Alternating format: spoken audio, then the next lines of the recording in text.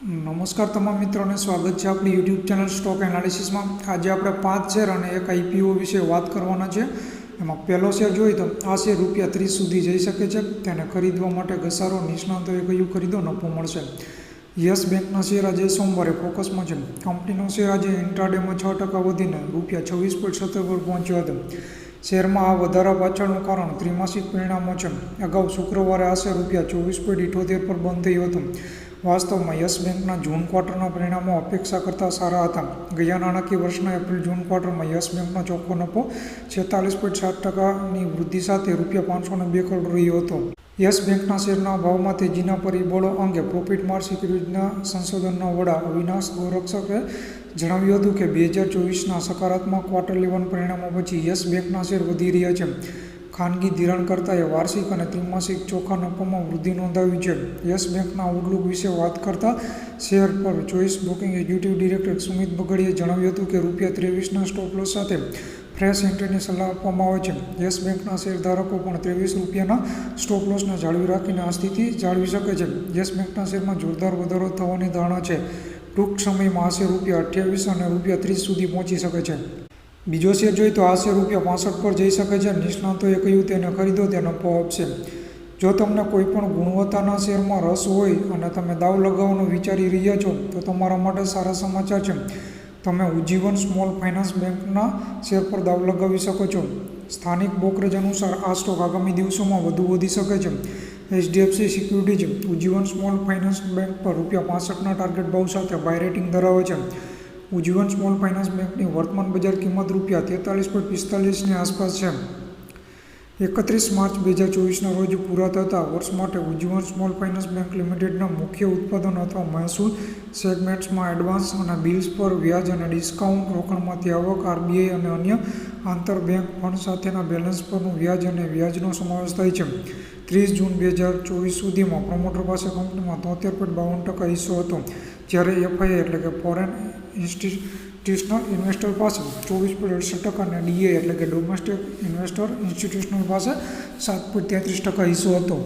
તમને જણાવી દઈએ કે માર્ચ ક્વાર્ટરમાં કંપનીની સ્ટેન્ડઅલોન કુલ આવક ₹1764.64 કરોડ હતી, જે અગાઉના ક્વાર્ટરમાં ₹1655.39 કરોડની આવક કરતાં 6.60% વધુ છે।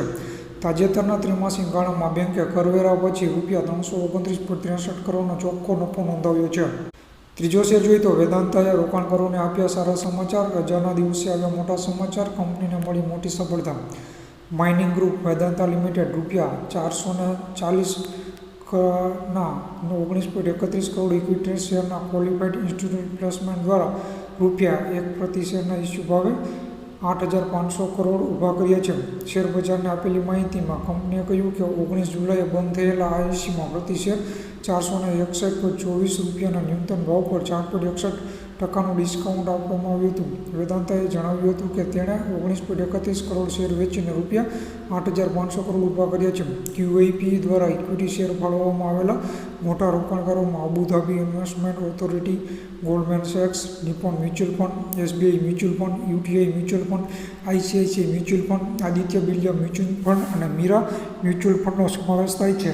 નિપ્પોન મ્યુચ્યુઅલ ફંડ દ્વારા ચલાવવામાં આવતા અલગ ફંડને કુલ ઇસ્યુ કદના 9.11% ફાળવવામાં આવ્યા હતા, જ્યારે મોર્ગન સ્ટેનલી અને એસબીઆઈ મ્યુચ્યુઅલ ફંડ દ્વારા સંચાલિત ફંડ્સને અનુક્રમે 8.62% અને 7.88% મળ્યા હતા। આ પ્રસંગે ટિપ્પણી કરતા વેદાંતાના ચેરમેન અનિલ અગ્રવાલે એક નિવેદન બહાર પાડી જણાવ્યું હતું કે વેદાંતાએ ક્યુઆઈપીને મળેલો જબરદસ્ત પ્રતિસાદ વેદાંતામાં વૈશ્વિક રોકાણકાર સમુદાયના વિશ્વાસને પ્રતિબિંબિત કરે છે।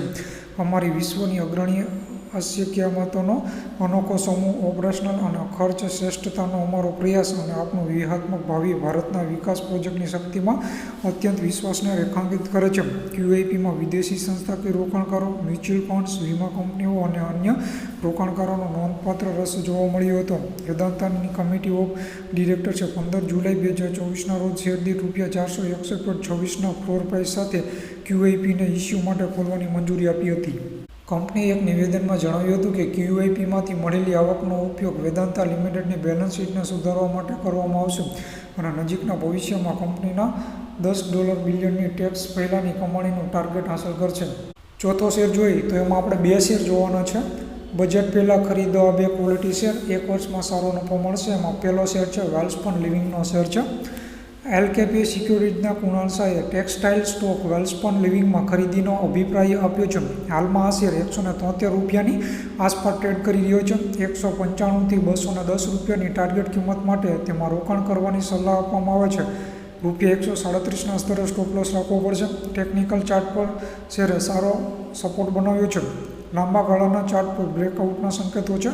મોમેન્ટમ ઇન્ડિકેટરથી પણ તેજીની શક્યતા છે, તેથી અહીંથી ખરીદી કરવાની સલાહ આપવામાં આવે છે. બીજો શેર જોઈએ તો અંબર એન્ટરપ્રાઇઝનો શેર છે. આનંદ રાઠી શેર્સના સિદ્ધાર્થ સેદાણી બજેટના દૃષ્ટિકોણથી અંબર એન્ટરપ્રાઇઝિસ પાસેથી ખરીદવાની સલાહ આપે છે. હાલમાં શેર રૂપિયા 4220ની આસપાસ ટ્રેડ થઈ રહ્યું છે. લાંબા ગાળાના દૃષ્ટિકોણથી ટાર્ગેટ ભાવ 5100 રૂપિયાના સ્તરે રાખવામાં આવ્યો છે.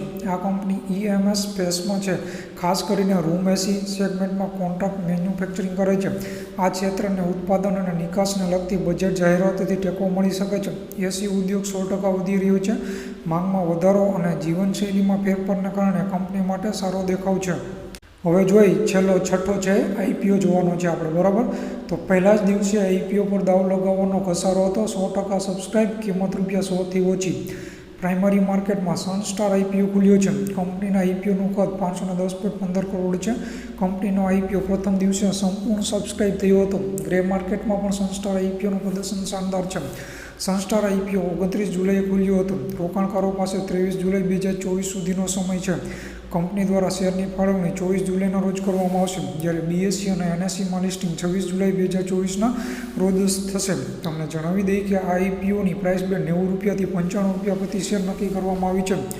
કંપનીએ 150 જેટલા શેર કર્યા છે, જેના કારણે રિટેલ રોકાણકારો પર ઓછામાં ઓછા 14,250 રૂપિયાનો દાવ લગાવવામાં આવશે. તમને જણાવી દઈએ કે કંપની 4.18 કરોડ નવા શેર જારી કરશે. તે જ સમયે કંપની ઓફર ફોર સેલ હેઠળ 1.19 કરોડ શેર ઇસ્યુ કરશે.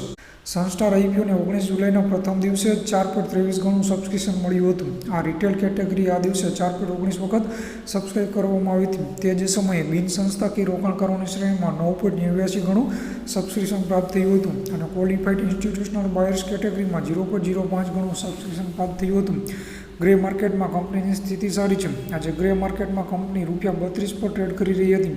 જો આ ટ્રેન્ડ ચાલુ રહેશે તો સનસ્ટાર આઈપીઓ 33.68% પ્રીમિયમ પર લિસ્ટ થઈ શકે છે.